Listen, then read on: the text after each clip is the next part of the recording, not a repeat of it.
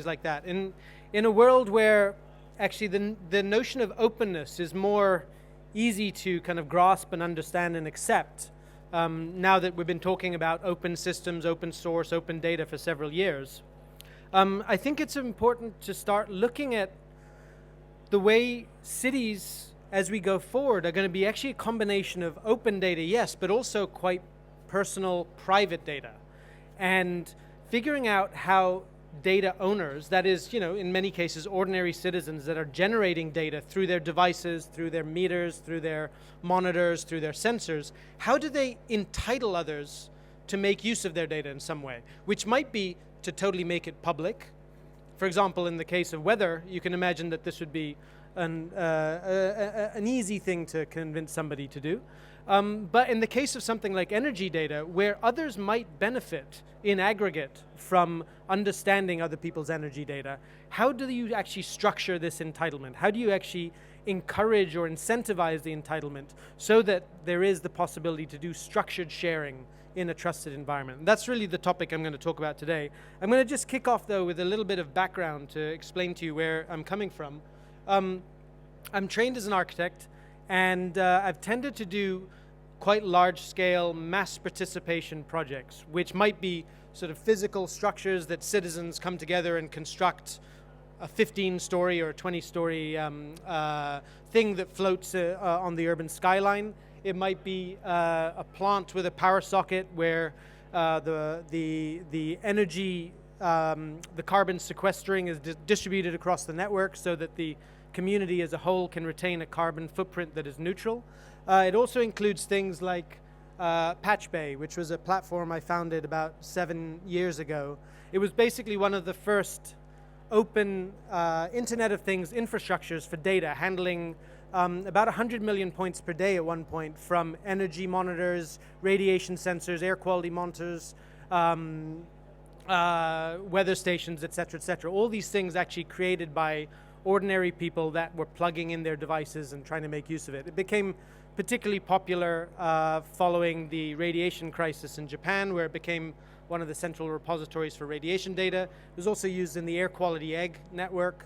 Cisco used it on their urban eco map, et cetera, et cetera. So that's a little bit of the background of where I'm sort of coming from. Now I have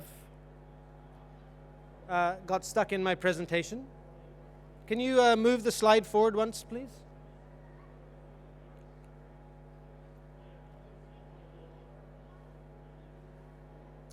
Okay, so the slides, there we go. Okay, so this is what I'm working on now, which is basically it's a search engine for the Internet of Things.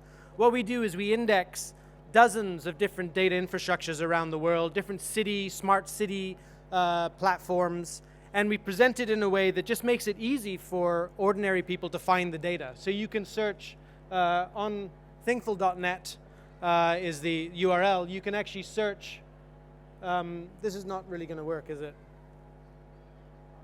You can search for a particular location. This is looking for the United Kingdom. You can find near to you what there is. This is Barcelona. We're somewhere within 28 meters of that point, and there's a whole bunch of stuff that you can have access to. You can search by parameter. Here we're looking for radiation in Germany. And you can also then find what's behind each of those things. So in this case, we've got a weather station, and you can then drill down to find the original data source, who owns that thing, if they've made that public, who owns it, and what is the data that thing is actually generating. And the point really is to try and make this data that's already open and available out there more useful to people, just by making it discoverable. Now, we started off with discovery because we were somewhat modeling this on the way that the web grew. You know, the web became what it is today in large part because of this aspect of connectivity and being able to search the web to find what you wanted. But as we were doing this, we realized that the Internet of Things and smart cities is not going to play out the same way as the web. In the web, where you know what you're looking for and you're looking for the top result in a list, search makes sense. But in the Internet of Things world, in the world of sort of connected physical devices, where the nature of the data in some cases is very sensitive or private, first of all, you might not even know what you're looking for. And secondly, you might not have the privilege to find the thing that you would benefit from. And so we started realizing that actually it's not just a search engine, it's a little bit more.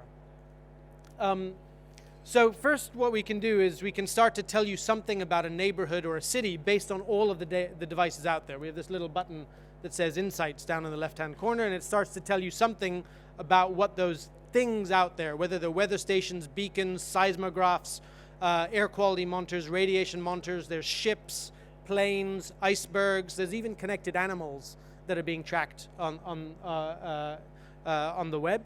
And all of this stuff is generating time series data that people, ordinary people, can make use of. You can add things to your watch list. So for example, if you cycle to work, you could add to your watch list your neighbor's air quality monitor, your other neighbor's weather station, the bike share availability on your road, a traffic sensor halfway down your journey, and the bike rack opening availability at your destination, and you get all of this data delivered to you as a notification as you leave to go on your journey. The point is that all this data is out there, and we're just trying to make it more useful to people to start to make the kinds of decisions that they want to make.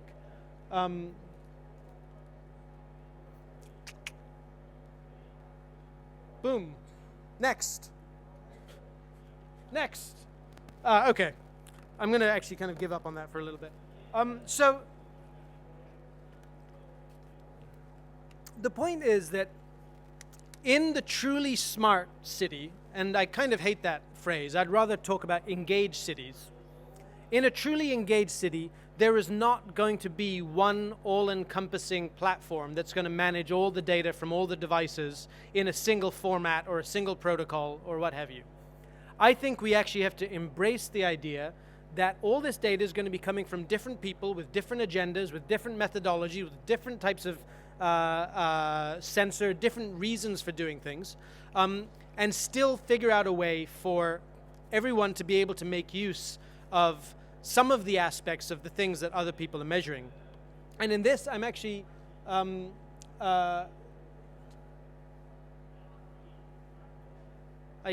you go back one, please? One? Okay. In this, I want to refer to Russell Ackoff, who introduces the idea of the mess. Now, in systems theory, the mess doesn't have quite the negative connotation that you might think. But a mess is basically a system where there's a set of interrelated problems where actually you don't even know what the boundary of the problems is. You don't know what the interrelationships are because they're so complex, and you cannot solve a mess, right? There is no solution to the city. And so when technology providers try and sell you a solution, remember that the city is not a problem to be solved. It is a mess, but what we do is we manage mess, right? We manage it and we try and figure out ways to do things that are somehow beneficial. But there's no point at which you'll be able to stand back and say, okay, we're done, we're solved. This is, I think, a very important thing to bear in mind, because the promise of the smart city, of this kind of this sort of city where everything talks to each other, is that somehow all of these things are going to find each other, and all of these things are going to naturally talk in the same language, and somehow they're going to be able to make use of each other's data to make better decisions or what have you. But the fact is that unlike the web,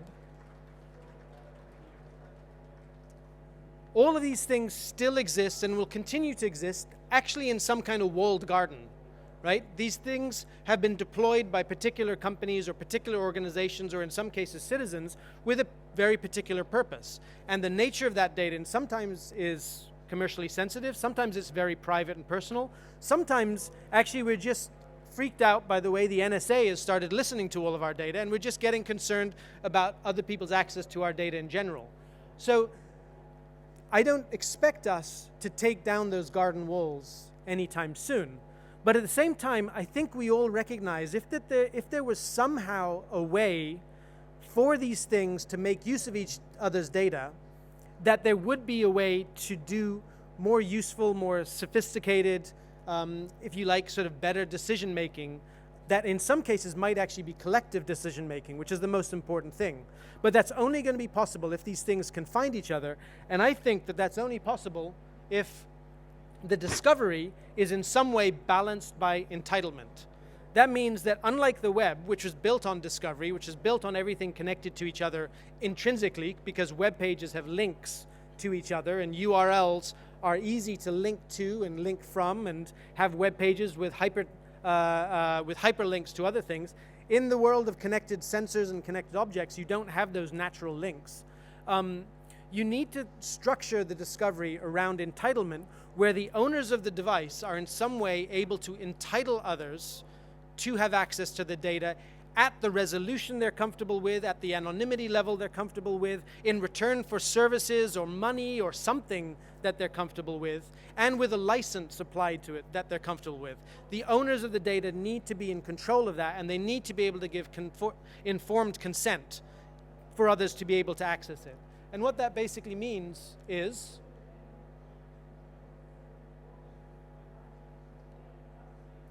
that the entitlement needs to enable, first of all, the owners of the device to be able to express how their things can be found. How are these things going to find each other? They secondly need to figure out how are they actually going to talk to each other, even when the same device is measuring something as simple as temperature. We have not converged on a standard way of describing temperature. We still have Celsius, we have Fahrenheit, and there are, of course, conversion metrics, but if you look at something like sound, measuring in decibels, different products will measure dBA, dBB, dBc. There's different ways to measure things, and it all depends on the context. Which brings me to the third thing, which is that the owners of the device need to have some control of how to make sense of the data. So, for example, knowing that there's a temperature sensor nearby, which is going to affect your thermostat, let's say, you need to know that that is a temperature sensor that's measuring the oral temperature of a baby. Because if you try and make use of that data to trigger something in your thermostat, it might make a very different decision than the one you expected to. And then finally, how do you actually give consent? Now, in the financial world, through things like credit agencies, there are strategies for sharing data amongst even amongst competitors, competing commercial organizations. The telco industry in the 1980s in the US had to find ways to share data even amongst competitors. So I don't think that this is necessarily as difficult as it sounds, because there are strategies already for incentivizing the data sharing, namely, for example, having a pool in which if you only contribute data at a certain resolution, then you can only extract from that pool data at that resolution that you shared at. That inherently incentivizes you to share at a higher resolution. The point really is that all that data out there is not just waiting to be captured like a kind of a butterfly net capturing stuff that exists. Data out there is actually crafted, it's collated, it's curated, it's created by people with a methodology, with a reason for measuring here something and not there, measuring now and not then, this and not that. And all of that is important to understand, and for the owners of that data to be able to express somehow, so that they can then structure entitlement where other people can in some way make use of their data. And with that, I will leave it. Thank you.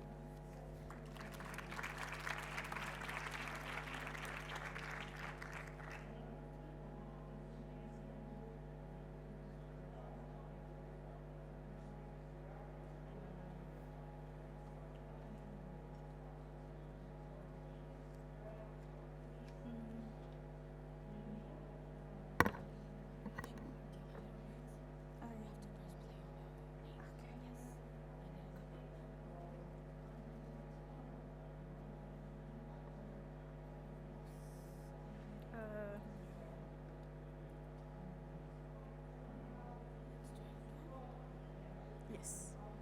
Is it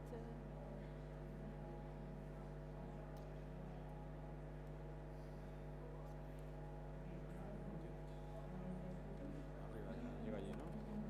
Ahora os cambio la...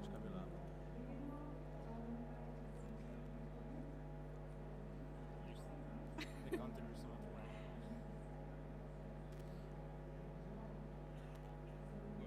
Okay. So hello also from me. My name is Cristina Pedido. I work as a researcher at the University of Amsterdam for a project called Amsterdam Hackable Metropolis, a collaboration between the university, the Mobile City Foundation, and One Architecture. Amsterdam Hackable Metropolis is basically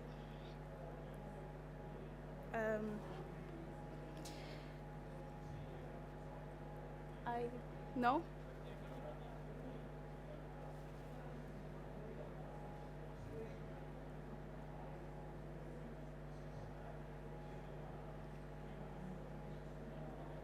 Also, the arrows don't work.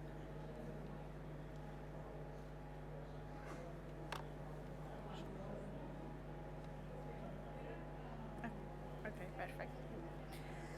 So, Amsterdam Hackable Metropolis is a research by design project that basically looks at the role of new media technologies in a series of practices, including like governance, city management, and planning, which we call under city making.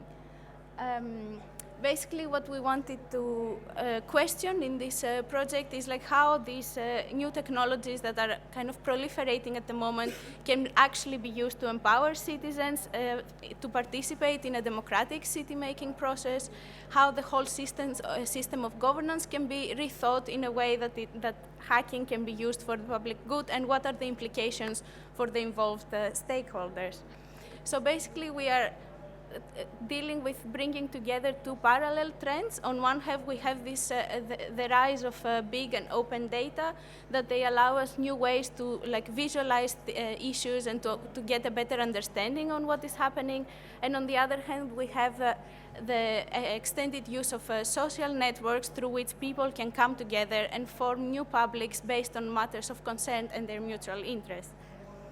So in order to address this phenomenon, we decided to borrow the term hacking from the software development world as something that is associated with appropriation, with making something my own.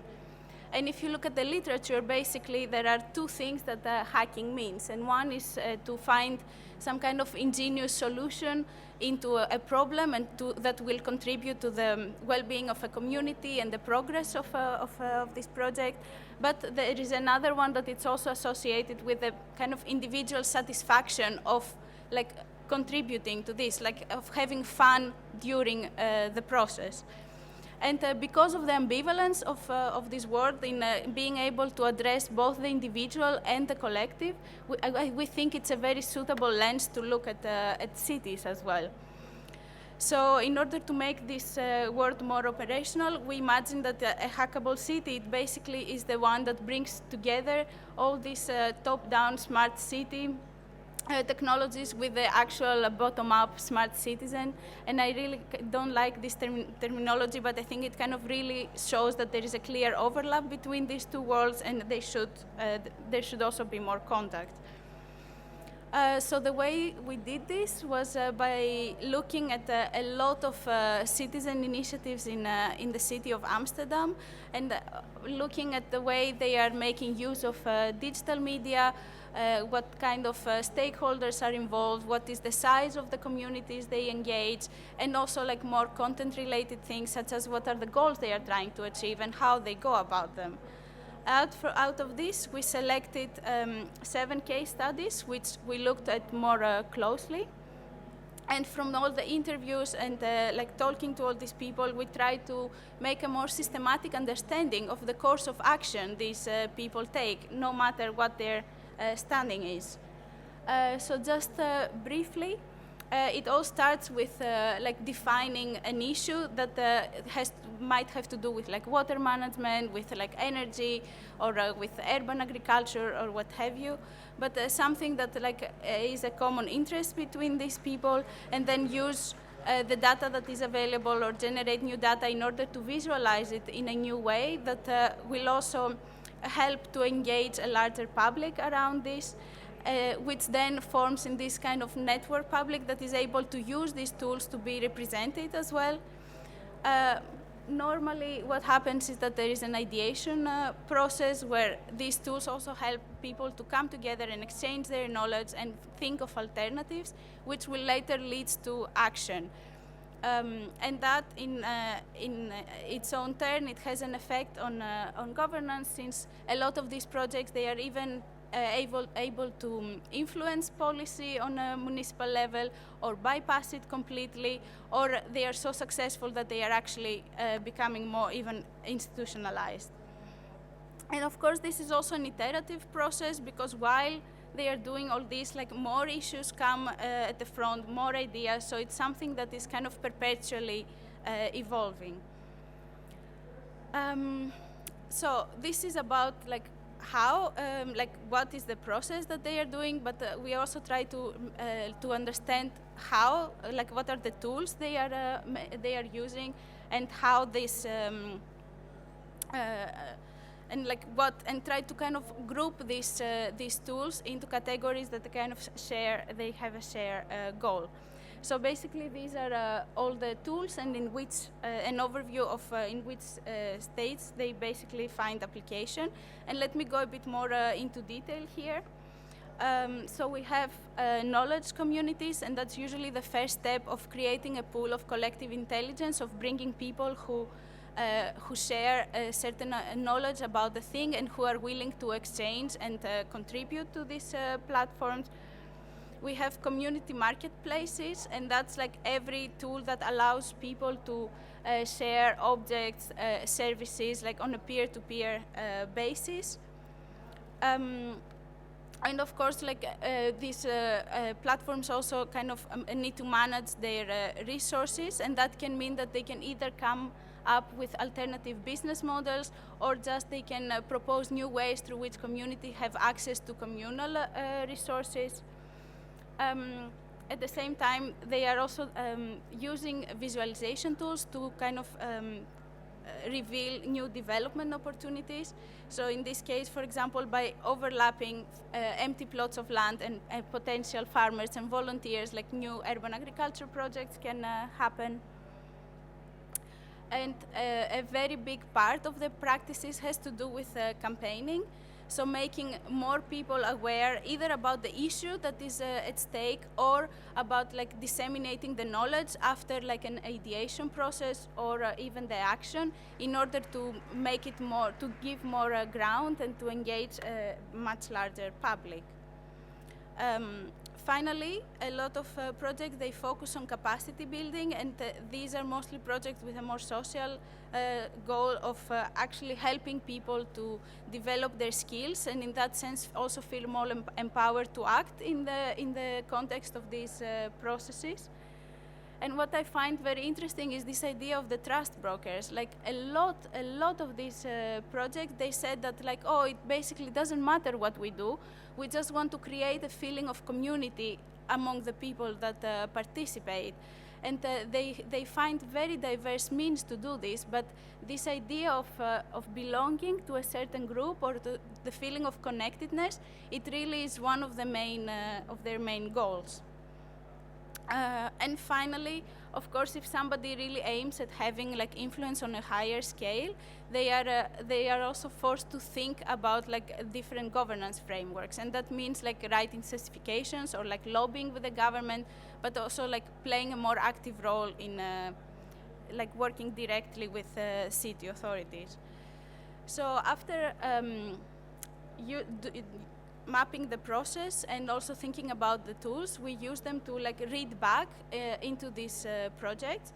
So let me close off by sharing some of the conclusions about the relation between the cities and these grassroots organizations.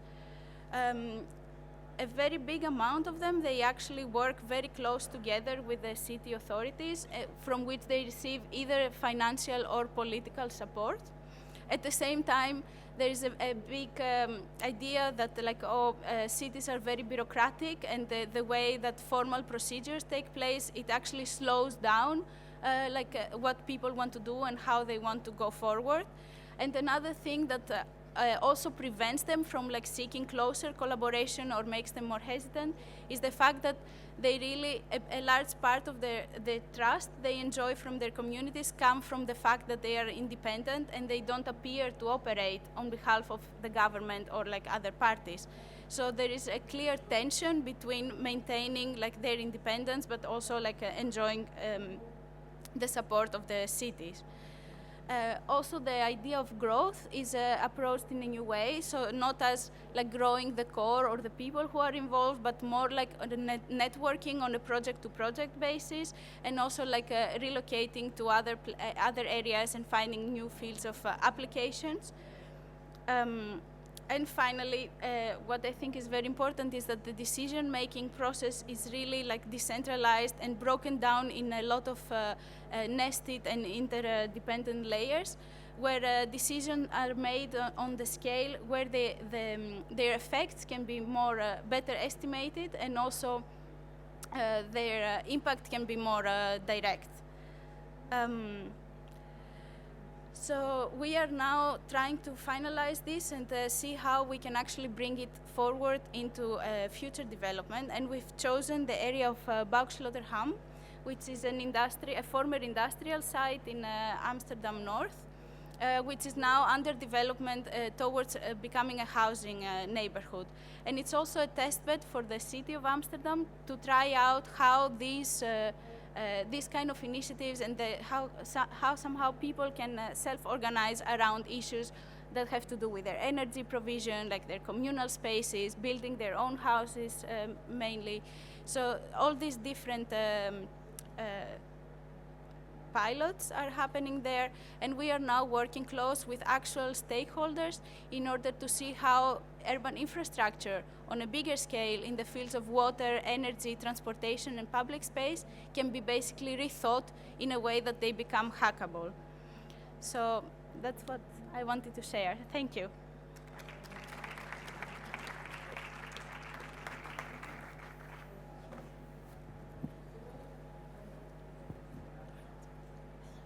This points at this, does it? Yes, you can press play in your presentation. This one. Okay. Gotcha. Perfect. Thank you. I'm always amazed at how technology helps and hinders us at the same time. I'm going to start by very briefly explaining where I'm coming from on this, and if I may, just to say that I feel a little fraudulent in one sense, because while I totally buy into the idea at the top left-hand corner of changing the world, and my only interest in what I do is about changing the world, like a previous speaker, I have a difficulty with the term smart city, which in many ways has been hijacked by one or two companies, probably quite rightfully. But if you're not a smart city, then you're a dumb city, and I don't believe there are any dumb cities in the world. So I'm going to come at this from the point of view of smart people using digital technologies to make change happen in their world.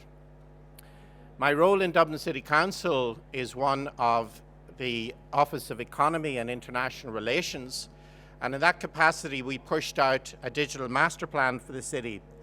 And that digital master plan saw a central role for radically changing the way in which we engage with citizens, or the way in which democracy actually operates in the city of Dublin.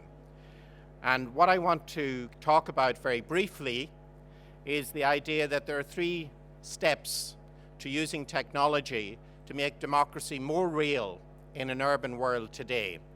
One is connection, two is inform, and three is engage. And the kind of democracy that we know has a huge gap sometimes between the leader and the citizen. And that gap is probably captured in a quotation from Winston Churchill when he once said that the best argument against democracy is a 5-minute conversation with the average voter. So we need to look at how we can do things differently in our cities today. I'm going to start by the idea of recreating democracy through citizen engagement using tools of the digital age. And I'm going to use a few quotes here in the top corner from songs, because music can teach us a lot. So the song from the Eagles, that so often the time it happens, we all live our life in chains and we never know we have the key. And digital technologies are giving us the key to change many of the ways in which we interact in our society today. The start point of that is connection, and building in cities a ubiquitous way in which citizen and government and stakeholders can connect. In Dublin, we're doing this at the moment through an initiative with Intel. We're running out sensor gateways every kilometre in the city, which are attached to computers that can help us engage with the citizen and the citizen to engage with the city. These gateway hubs provide an infrastructure for engagement. So connection, having a city that is connected, is important to move forward in relation to changing the way in which we have our democratic society operating. Secondly is information, or inform. And data, we've heard a little about the Internet of Things, which is only feeding that data deluge that we have at the moment. We're not flooded by data, we're really totally flooded by data in today's world. There's lots of information, but we're not necessarily informed. And all the lies and jests still, a man hears what he wants to hear and disregards the rest, going back to Simon and Garfunkel. So data is information. And it doesn't matter what you look at in life, it's what you see. And it's what you do with what you see. So we need to find ways in which we can take that information and reshape it so that citizens can actually make use of it, that it can create knowledge. And it takes that human interaction with citizens to shape the knowledge into wisdom, and the wisdom into action that can actually change the way in which we see and work and create the world of the future. So we've got to create a plumbing system, a programmable approach. Part of that is around open data projects. In Dublin, we have one called Dublin. We have another one which is being spoken about at this event as well, called the Dublin Dashboard. But more is needed. So next week in Dublin, for example, using a technique called hidden rooms, we're getting citizens to focus on very local challenges and very local problems in their areas in different places around the city, around a simple project that can make a difference. And technology is a key part of that. So we've got to create more shared ownership of the analysis of information and the analysis of data. Engage is the third point. And we have built a citizen survey panel in Dublin called Your Dublin, Your Voice, which allows 4,000 citizens who have registered, it's not limited to 4,000, to engage with the city around key areas and give us their views and help us take action around those areas of citizen concern. The disadvantage of this is it's not dynamic and continuous. The city government sets the questions.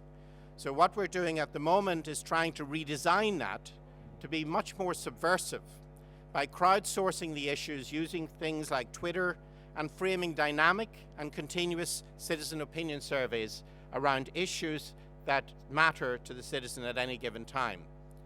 Now what's important in that, again, to use the Fleetwood Mac song lines, if we're asking people what they think, we must not be afraid of the answers that they're going to give, because the answers won't neatly meet what the leader or the power broker in a city necessarily wants to hear.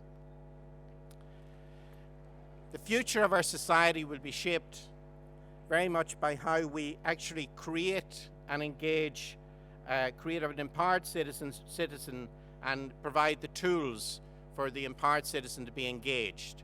And that means reframing our decision making and reframing and turning upside down our current understanding of democracy.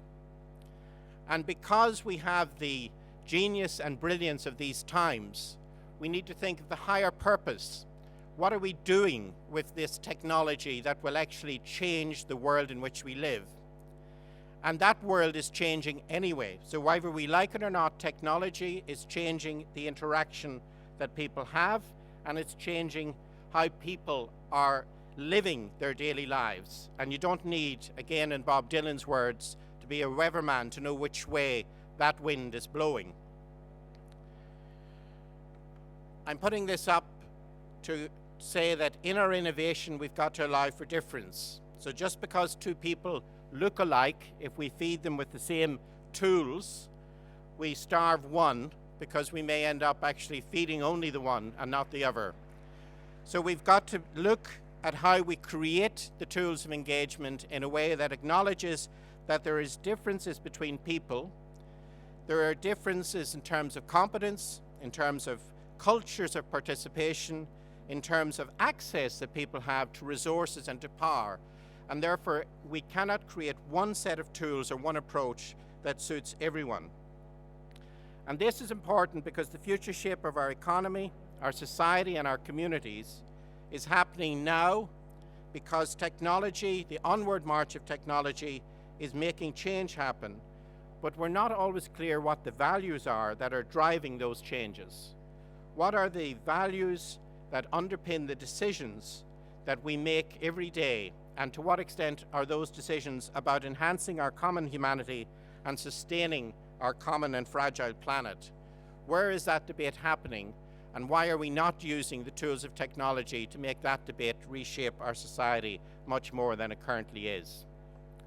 Finally, it would be mostly wrong of me to stand here and not encourage you all to visit Dublin, and encourage you, if you wish to come and start a business in Dublin, to do so. Sorry, Barcelona, one of our twin cities, but I got to sell this line here at the moment. Dublin is the home of the Web Summit, and again, this issue has come up in the last few weeks when we had the summit in Dublin. What difference is left behind? And Dublin is open and innovative, and I would certainly hope that if you do come, you will enjoy the hospitality of the Irish and our Guinness as well. Thank you.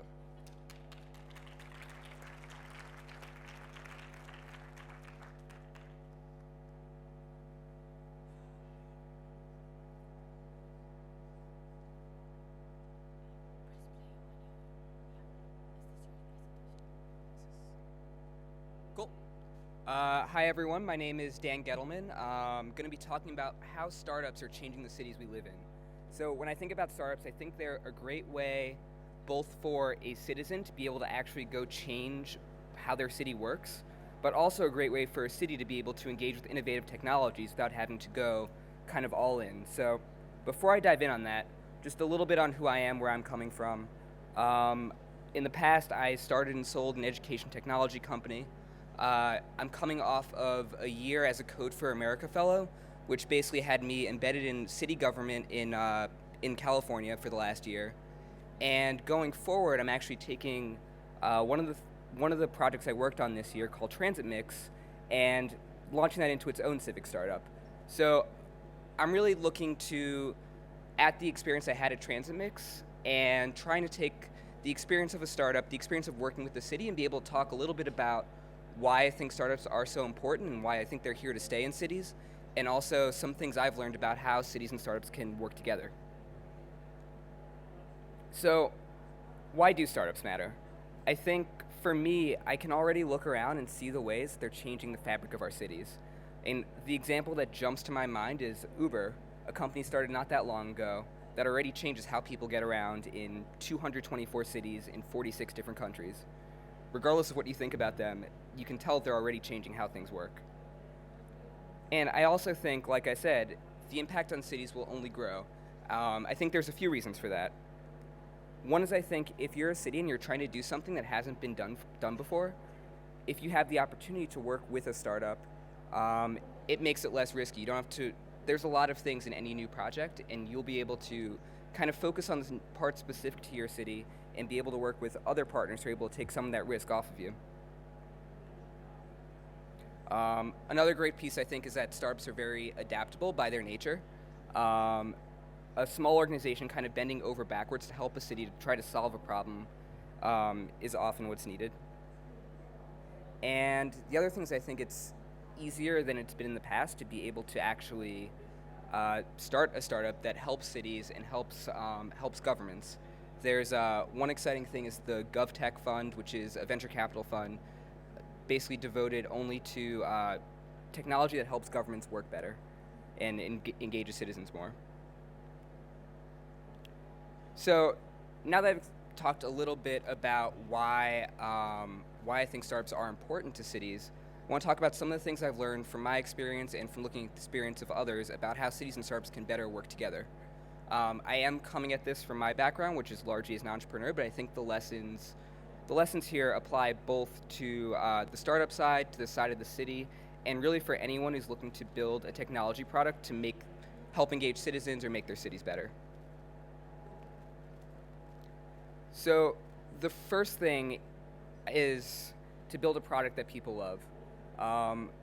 If you're able to do that, there's a lot of problems when you look at starting a startup within Civic, within helping to help cities work better. If you're working with government, there's often a lot of bureaucracy. If you're working on just about anything, there's usually a lot of regulation involved in it. But if you have something that actually works well and helps people solve a real need, it makes dealing with all of that much easier. So I just want to take a second to talk about one of the products I've been working on, kind of our experience of this as an example. We worked with some planners. The tool I'm working on is Transit Mix, which basically makes it easier for anyone to come and sketch out new bus routes for their city, or changes to bus routes for their city. We released it a few months ago, and we kept getting contacted after that by professional urban planners, such as this one from the New Orleans Regional Transit Authority, who told us about how excited he was that someone was looking at his problems. It was like a dream come true to him. This photo is a photo, he basically did a presentation to his board using our tool, unsolicited by us, because he found it so useful. So while that's great, it doesn't tell you how you actually get to, build a product that people love is a nice sentence, but doesn't tell you how to actually do it. So I want to share a couple of ideas on how you can actually do that. I think the first piece of it is that, I think this goes for any technology product, or really anything, it's important to be able to solve something that your users, whether they be government employees, citizens, researchers, or anyone else, actually need. The way it's been described to me is to be very careful about whether you're building something that people need versus something that people want. I think that's a key point to making sure that whatever it is you're trying to do actually gets used. The other piece is, I think, just always being able to start small.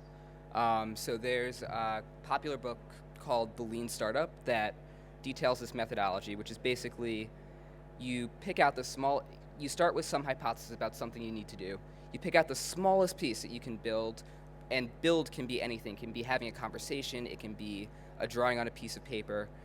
Show it to a user, find out if they actually need the thing that it is, and take that feedback and kind of use it to develop a new hypothesis. And by going through that cycle, ideally you build something that's actually useful for citizens, useful for the city, has the impact that you need. Another thing I think is very important, I think this is one of the things I'm excited about happening more and more within technology in cities, is the idea of people who work in the cities actually being able to work in the cities and live in the cities, actually being able to build the technology that solves the problems they're seeing.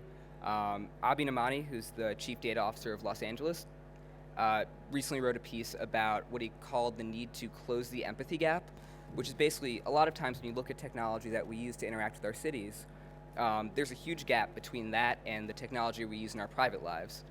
And his hypothesis, which I think is very true, is that if you've actually seen the problem, if you've worked in the public space, if you've experienced the problems as a citizen, you'll have that extra knowledge, and being able to marry that with the technology, you'll end up with a better problem, or a better solution. Just as a data point as an example of that, Code for America has an accelerator program for startups, and in the first two classes, I think it was 75% of the founders of those startups had experience in the public sector. I just want to talk about one product I think is very interesting that I think embodies this perfectly. Mind Mixer is a startup based in Kansas City in the US. What they provide is basically an online town hall for citizens where you can come. They'll engage the community on a specific issue, work with you to get citizens to come engage, give their thoughts on the matter, and then basically, yeah, give place for them to engage.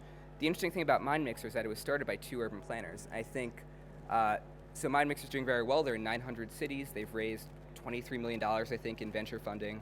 I think a big piece of that is that their 2 founders are both urban planners. They're people who understood the feedback process and how it worked and how it didn't work from both the planner side and the citizen side, and were able to make something that actually reflected what people needed. The other thing I think is really interesting about startups is that they're able to leverage the fact that you're not just in one city, but you're in a bunch of different cities, and a lot of cities have a lot of different commonalities. I think that this can show itself in a few different ways. So one is by being able to find best practices and pull best practices from all the cities you're working with and help build those into the product so that every city doesn't have to sort of figure out the individual problem that the product is trying to solve for themselves. Another one which I think is very important as we're collecting all this data about cities is how to help cities get knowledge from that data across different cities. So another company that I particularly find interesting is called Smart Procure, a startup that basically what they do is help aggregate data about government procurement contracts. So there's, I think, 100,000 agencies in the United States, and all of them surely buy printers. But if you look at how much they pay for printers, there's a huge variance because there's no information available about what the lowest government rate is. So what Smart Procure does, I think, is a great example of how being able to take data across cities can help the cities do things, is basically aggregates all that together so you can go in, search for the printer, and see what the lowest prices are and see what the average prices are, so that the city can make better decisions about how to spend its money and make better decisions in all. And I think that pattern can be repeated in a lot of different places. And the last kind of lesson I've seen and experienced is if you're working with new technology, whether you're working at it from the perspective of being in a city, if you're an entrepreneur, if you're coming from a big company, you often need a champion for something new. I know that for Transitmix, if we hadn't been working with a couple of planners early on, we never would have seen the gem of an idea that needs to be polished into something that's actually useful for people. And so I'd really encourage, if you are looking to be an entrepreneur, look out and find that person. If you're working in a city or for a big company, if you see a product that looks exciting, talk to them, try to be that champion for them. A lot of times it doesn't take much effort. For us, it was a few encouraging conversations and just describing day to day what people do. And that made a huge difference, I think, for us, but also for the people we've been working with and the planners that are now able to plan their cities more effectively. So again, the lessons, and again, I think that these apply to any kind of technology product, whether it's about engagement or building a startup or anything else. Build something that people love and actually need. Be the target user for the product you're creating. It can be very helpful, and you'll be able to make something better. Leverage the fact that you can scale things across cities and that you can take the data not just in your one place, but aggregate it across a larger place and be able to use it to make better decisions. And find or be the champion for something new. Thanks.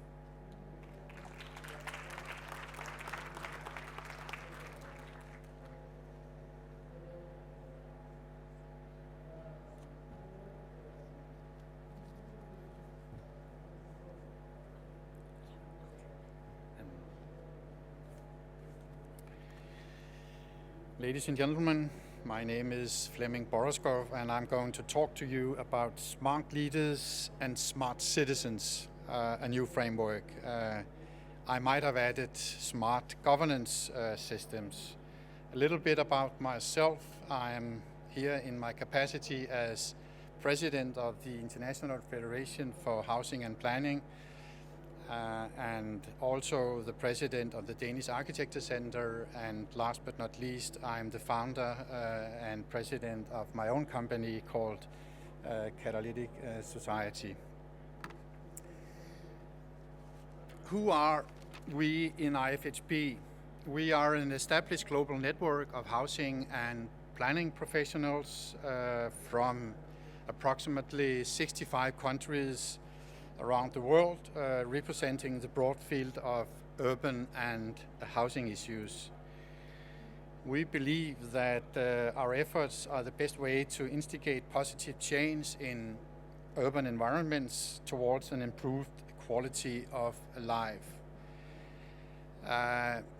What do? We aim to create and promote understanding of human settlement issues in a changing world, and actually that's our mission. And our work is done basically from our headquarters in Copenhagen and across field offices and working groups spreading from China or Europe to South America. And why are we here? We are here because we would like to engage, challenge, and learn from you. We are based on our 7 agendas. The IFHP is currently revisiting the theme Making Cities Smarter, recognizing the relentless emergence of new technologies and stakeholders within the smart city movement is creating an environment that we wish to better understand. Asking the hard questions of this emerging and exciting smart city movement, engaging in expert dialogues and presenting our ideas is why we're here today and why we hope to learn from you and to build new relationships within the smart city community. Central to this process is a dialogue we will have today regarding the smart city societies and in particular the emergence of smart citizens as the key players in building sustainable cities. In many cities around the world, leaders and planning authorities have been slow to develop a proper understanding of the smart city movement and its potential to change the way our cities are developed. This lack of proactive leadership has meant that to a very large degree, technology vendors have been able to drive the smart city narrative towards that of a large-scale, technocratic-based solution. This rhetoric holds its purpose and is not necessarily as bad as some may advocate. It does, after all, help address some of the larger issues facing our cities today, such as energy efficiency and water use optimization and transport and mobility issues. Yet, in the drive for large-scale technological change, the connection to the individual and the local citizen can be argued to have been somewhat lost. It is true that most men and women on the street, to most of them, the concept of the smart city is intangible, if known at all. To date, the smart city narrative has largely ignored the engagement of citizens beyond that of the individual being a node for data generation. In reality, however, the citizen, invited or not, has begun to engage and develop smart city solutions far beyond the scope of municipal and technology vendor-led projects. Intuitive, innovative, and imaginative citizens equipped with the emergence of intimate, everyday technologies, the increasing Internet of Things, and the positively disruptive nature of open data innovation platforms have moved quickly to build an informal society of tech-savvy problem solvers that are pioneering smart solutions for localized civic problems. We must then ask, if society is to become smarter, how can we fully engage citizens, not just the tech-savvy bunch, but also the everyday man and woman on the street? How can leadership create the right framework for constructive, innovative engagement? And what consequences will this have for our current planning paradigms and our drive to create livable cities? In a world where we are increasingly connected, how can we utilize the talents of the individual citizen? One of the most important factors that we have at the IFHP, thinks helps to maximize the results of citizen engagement in urban development is what I call strong and nimble leadership. This is a point that we feel is integral across all levels of development, yet it is often overshadowed under the collaborative emphasis of engagement processes. Smart urbanism is about continuous learning, inspiration, measurement, analysis, and readjustments. Citizens' knowledge, ideas, visions for the area must be united with that of the planning authorities. They must be motivated to contribute and innovate in line with realistic municipal operations. Leaders are key in achieving this. They must come forward within public office, within planning departments, think tanks, NGOs, and citizens group to fuse capabilities and visions, helping define what their livable districts should feature and how it should be implemented. With the inclusion of citizen engagement in urban development, especially in the relation to civic-driven data generation, the dynamics of city planning processes will shift. Traditionally, we have seen non-inclusive planning processes following a decide, announce, defend model. I think the new smart citizen urban planning model might sound more like distribute, collect, decide together, build, live, measure, reflect. Such a model sounds exciting and progressive on paper, but implementation within the various layers of urban development will require a new and more transparent leadership and governance structure than is currently present. These are the big questions that we have yet to really clarify. We want to see more mayors like the Mayor Rybak you can see on the screen, who made a habit of what you could call crowd surfing, his citizens literally jumping into the hands of the citizens of his city, and actually they went on carrying him. So it's also a matter about trust. A few words about number one and number two here. You need a solid infrastructure, solid foundation.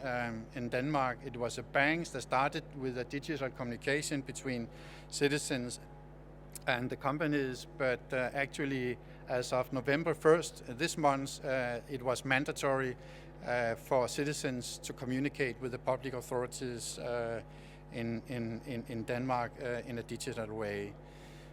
The time doesn't allow me to go into the project Superkilden, which is an excellent example of citizens' participatory engagement in processes. I will jump to the third project, Venice Smart City. Sorry. One of the most, this year the IFSP partook in a smart city project led by the municipality of Venice. The project looked at the network of transportation within the Venice waterways and the redesign of the interchange terminals at various locations in the city. There was a particular focus on pedestrian access and a proposed new system of communication and information for passengers. Ultimately, Venice wanted a solution to help manage flows and respond to the needs of locals and visitors as they travel around the city. Every day, Venice hosts 90,000 visitors, roughly the double of its population. In a collaborative effort, Urbego and IFHP facilitated Young Professionals Network, worked with the National Institute of Urban Studies, the Municipality of Venice, and the University of Venice. Together they explored new methods of information provision and communication of crucial transport hubs with smart city technologies. One result was the inception of a smart app named Mivago, you can see on the screen, using the Wi-Fi searching signal from citizens' smartphones. And this helping improving the experience of local citizens and visitors as they make their way to and from work and home, taking people off the congested waterways and into the extensive network of pedestrian walkways and bridges. Let me finalize by saying that leaders can drive this movement forward, maximizing the potential of both technology vendors and smart citizens by opening up civic engagement within clear and tangible boundaries. Leaders and cities can benefit, ultimately leading to a new form of communication between planning authorities and citizens, increasing transparency and trust. This may be where the real value of citizen engagement lies and why it's so important to develop further within the smart city framework. Engaging citizens through smart city technologies and the platforms that surround them, genuine efficacy and creativity into the public sector. It reduces municipal costs whilst increasing positive impact through both its direct product within public urban development and its creation of meaningful civic interface that has the ability to build and sustain communication channels into local communities. Ultimately, this exciting future of imaginative civic collaboration is helping to bring a sense of ownership, and that's a very important word, ownership, into our public projects. And ownership is the glue that sustains livable communities, no matter the form. Thank you for your attention.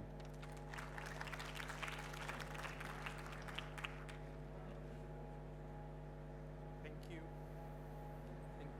No? No? So thank you, the five of you, especially for sticking to the time, which was a challenge that we had for you. We saved 10 times for questions, so it means that now the time's for you to raise questions, even your own reflections, your own ideas, or if you have any doubts you want the speakers to clarify. The bad thing is that I think you have to raise your body, go to one or the other side of the room and speak from that microphone. I think it can be frightening for you, but just feel free to do it, because I think it will be the best way to have your say in the session. So please raise your hands and I will take care of it. It's fine. We are going to use that one for the audience too. Okay. And we can share the other. Hello. Good morning. So I am both from IBM Smarter City, but also I am elected in a city. And we know that it's a real challenge to stay online every time with all the people, as you said. So for me, there is two main things today that we can use in a city with citizens. First is open data, which is a way to show the data. And the second is there are multiple startups with mobile application to make the linkage with the citizens and the city. So from these two kind of application, or perhaps a third one, what is for you the best way to stay in contact with the city on top of Twitter, which can be just an information online? I don't know who want to take. Thank you. You want to take some few questions first, or Should we? There are more words. I think just let's go with that one. Do you have a response? I'd say something. Okay, I'll start. I think it's a really good question, but the answer is maybe not that good as what you expected. I would say, first of all, it depends on which level you're working at. Are you at the top level, at the city level, where you will have to decide about the big infrastructural projects, or are you at the street level, dealing with, let's say, the street furniture or whatever, or are you at the mid-level, like a district level? My point is that city leaders should be able to adjust to the level, or be able to have the relevant perspective once they are deciding. That's one thing. The other thing is that there's also risk associated to the smart city, and that is drowning in data, drowning in information. I call it noise. At the best, it's pink noise, it's intelligent noise, but I think city leaders and the civil servants of cities really have to work with how to extract relevant information from that cloud or noise or whatever it is. I'd like to actually just follow up on that, because I think that it actually points to something quite interesting and actually fundamental to the conversation we need to have, which is around how are we actually structuring democratic processes in general. Because the question is not how do you communicate to citizens. The question is how do you involve citizens actually in making real decisions, not just ticking a box or not just selecting from a drop-down menu from a preset, set of issues, but actually how do they fundamentally get involved in deciding what should be decided on as well. Because at the moment we are making decisions individually that do affect others, whether it's the temperature setting I set in my flat that has an impact not just in the energy resources but also in the effect on literally through the party wall with others, or whether I make decisions about the things I buy that have an effect on even economic processes on the other side of the world. This question of actually moving beyond the individual decision-making process to one that's actually more about a collective decision-making process that is actually really thrown into sharp relief, I think, in the conversation with having startups involved, because you mentioned Uber, but in a sense, the only decision-making we citizens have about Uber is, do we use it or not? And so that kind of perpetuates this idea that, you sort of, the democratic sort of sign-off for it is that I spend money or I don't, which, it's a bit of an old model. It's not really opening up, I think, the kinds of possibility that you might be alluding to, where actually there's a lot more capacity now for us actually to structure our decision-making, structure our conversations with the city in a way that is actually collectively informed, so that we do actually make these sorts of more, I really like the fact you use the word effective decision making. It's not about efficient or anything like that, it's like effective, like things that actually have the impact that they're already having. So I just wanted to sort of expand on that. I don't know if you have something else to add to that. Yes? Yeah, sorry, just I think you're right about mobile devices being a key game changer, and there's a lot of data and stuff out there. But the engagement issue, I think, has to go way beyond that. And it also has to recognize that there is such a thing as the tyranny of democracy as well, because just because a majority of people feel something should happen doesn't necessarily mean to say it's a good thing to happen. So there is this tension that has to exist between leadership that pushes the boundaries and the possibilities, and leadership that empowers people to be co-creators of the decisions. And I think that's going to have to require us using tools that are there in a different way. So yes, the communication can happen.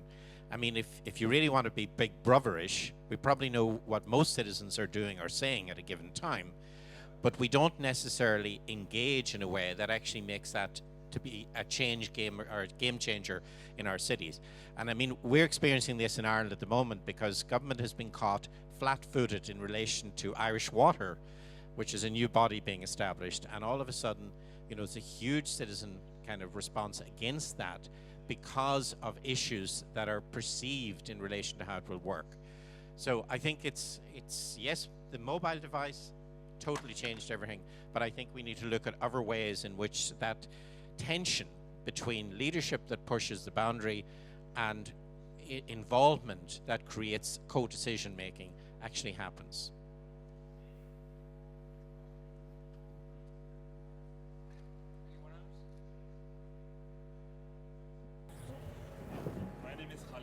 And I'm a master's student in KU Leuven. Actually, I have a question about the shared economy concept, because as you have talked about a company name means Uber, in which you can share the ride. But I have seen that many of the cities in Europe have just tried to ban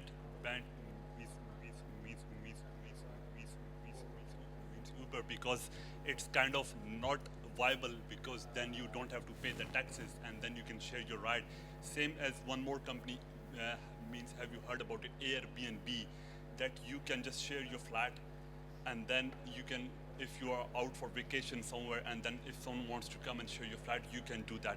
But then the governments in different towns have thought that they cannot tax that system, and then there are no solutions to that, and because we are not prepared yet for that kind of innovation, and still the governments are not up to the mark, I mean, in terms of the businesses that are being created, but they are not yet, I would say. And so what are the steps being taken by the government, or there are some projects going on in which as the government would know that how they have to interact or how they have to be able to grasp the opportunity and see how they can shape themselves up in all this shared economy concept. Thank you.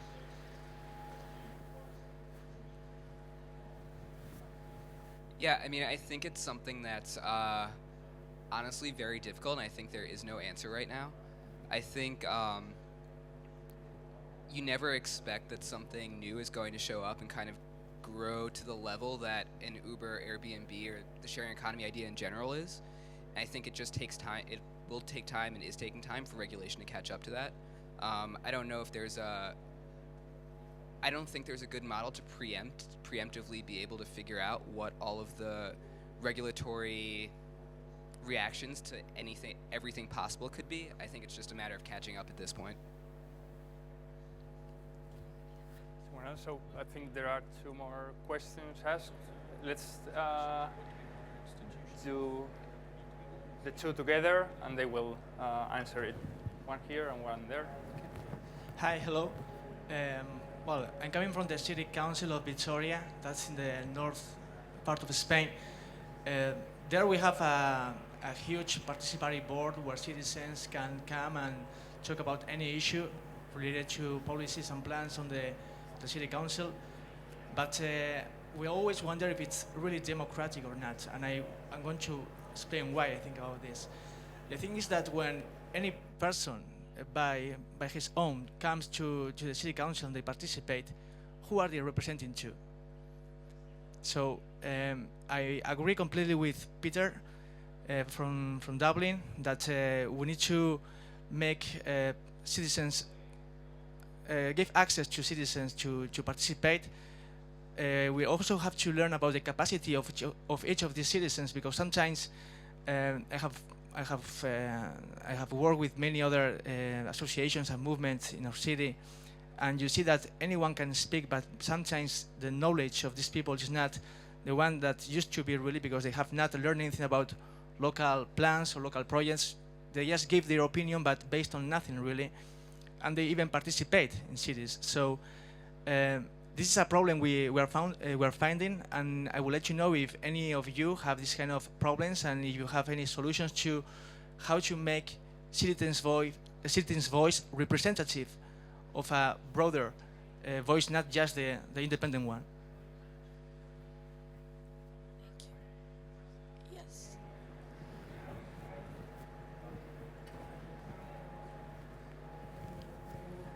I'm from Brazil. I'm professor and researcher in computer science. I would like to know if you have Usman, if you have an API for access to this information of Internet of Things, and if you are aware of the Semantic Web initiative for Internet of Things, because they have propositions for names of things, this kind of things. Thanks. Okay.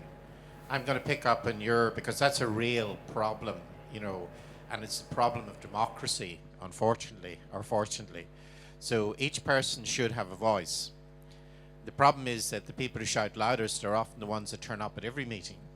And the second issue is that the voice is not always informed. So it's not just about participating in a decision, it's also about taking responsibility for the financial implications and the other implications of the decision. And some of that is about how we educate people in a new age. So I really think there's a process here of how do we create or support the development of the human being so that they are concerned about the values. So we have some agreement what values we want to shape our city on. They are concerned about gathering information, and they're able to make decisions or analysis of that information. So education is key. Now, the other thing I'd say just before handing over, and I'm saying this as a criticism of myself, we're having a session here on engagement, and I've never seen such a disengaged way of doing the session.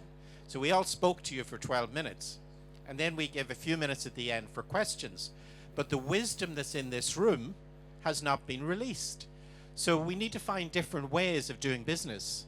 And, you know, from my perception, this would be much better as lots of small groups and then dialogue between the groups around the issues. Because the wisdom doesn't sit with me or any of my fellow colleagues here, it's in the room. And we've got to respect that, even in our town hall meetings, that wisdom is in the room. But how do we liberate it? How do we enable it? And how do we facilitate it actually making a real difference? Here, here. I think that's a lovely way to actually end the session. I almost feel like I shouldn't answer. I mean, I suppose that the issue that you're throwing up and the issue that you also sort of introduced is one that actually is fascinating to me, which is how do you structure participation? And historically, many design methodologies and even democratic processes have assumed that you kind of have an issue and then you have people sort of raise their hand and say, yes, I want that. But the question really is, how do you figure out what even needs to be on the table to have things discussed?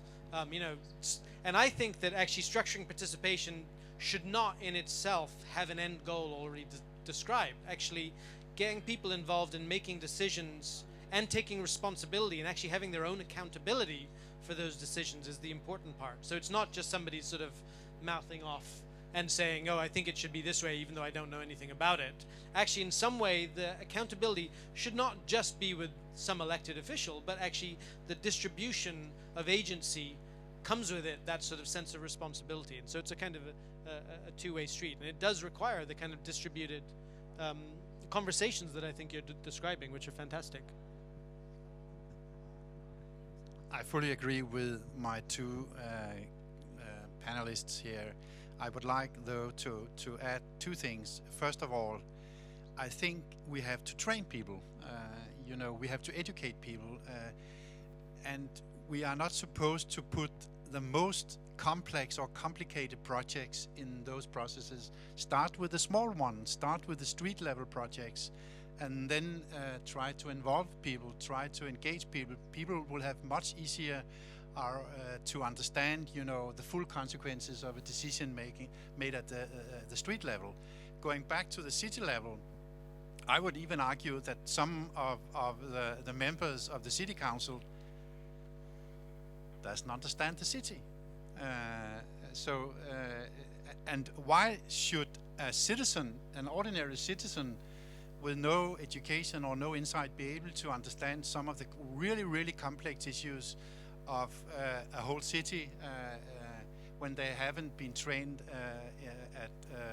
by doing or joining projects at lower level? So we have to experiment. We don't have the answers. You have much more questions that we will be able to have answers, and I agree with Peter that you are much more clever than we are at the panel. I have a bit of a problem with the idea of structured participation and also with the idea of shared responsibility. I think in principle it sounds really nice, but when you try to structure a process such as participation, I think you always end up with those who are excluded. Because you can, in every... particular type of structure. Yes, but I mean, it is kind of... doesn't just magically appear. You do need to think about designing your SSS. Yes, but for example, is a protest form of participation, because it is a group of people who care about an issue enough to take to the streets. So, but this is not something that is actually acknowledged as such. So I. That is a participation, of course. Why would it not be? Yeah, because we are talking about like town hall meetings and. That's just a different structure. So it. Yeah, but then. I mean, it's not a different structure, it's a different definition. And I agree with you that, like, I think the problem with like structure participation, it is that implies that somebody sets the framework for it, and that somebody, like, you know, invites other people to participate. And they can do this in very inventive ways, but inevitably people are excluded.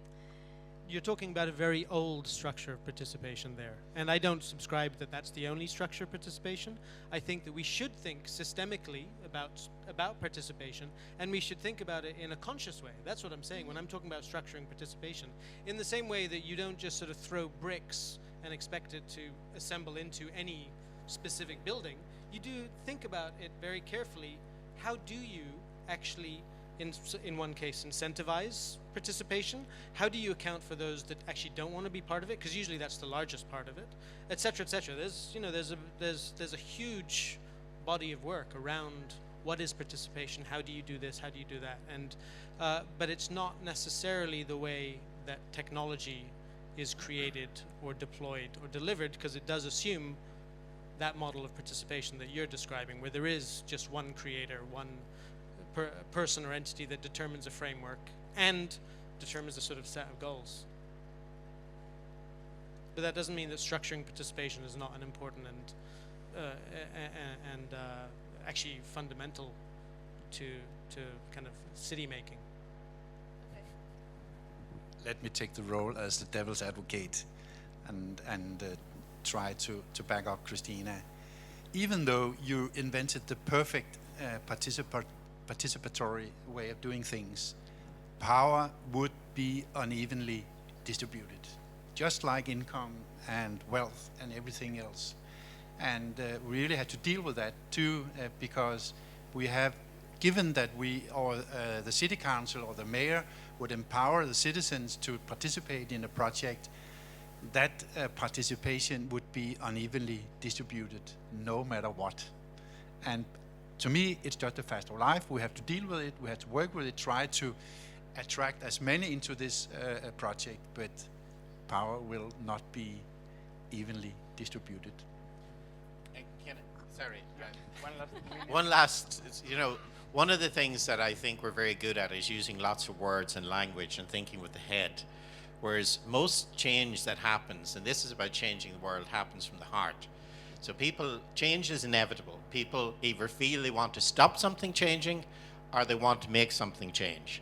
And if we begin looking at methods of decision making and involvement that take our emotions into account rather than the language of the head, we may begin to shift the debate. But I think we can keep throwing around terminology, but in the end of the day, it's about people making change happen in their locality in a way that's considerate and organized and inclusive, so that nobody is left out. Usman, do you want to answer that question? There's no API yet, probably in 6 months. Yes, very familiar with the semantic web, and there's lots of things to talk about there. So things are starting to get interesting, but I'm afraid that it's time for lunch and it's time to close this session. It's true that it's a pity that we have such a small time for discussions, but I hope we can keep seeing each other and meet even the speakers during this day. Thanks for your time, and we'll put your hands together for them and also for you. Thank you.